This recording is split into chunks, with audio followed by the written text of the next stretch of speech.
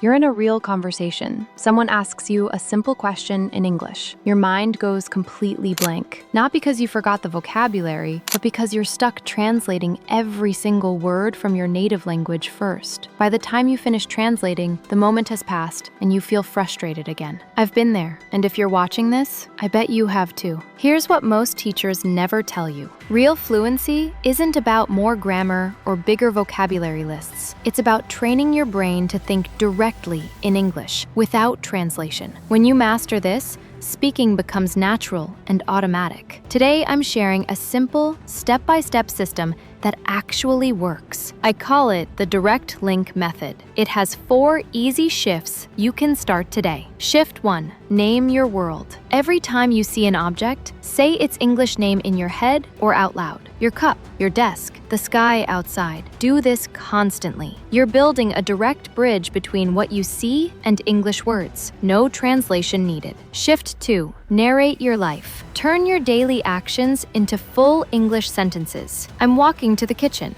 I feel a bit tired today. I need some water. Speak or think these sentences naturally as you move through your day. This builds your inner English voice fast. Shift 3, connect with feeling. Don't just memorize words, feel them. When you think peaceful, picture a quiet morning with soft light. When you think excited, remember that rush before a trip. Linking emotions makes English stick deeper than any textbook. Shift 4, ask yourself questions. Throughout the day, ask yourself simple questions in English and answer them. What am I doing right now? How do I feel? What will I do next? Questions force your brain to respond instantly in English. Thinking in English isn't magic. It's a skill you build one small moment at a time. Start with just one shift today. If this video helped, hit like and subscribe for more practical English lessons. And comment below, what is one thing you can name in English right now? See you in the next video.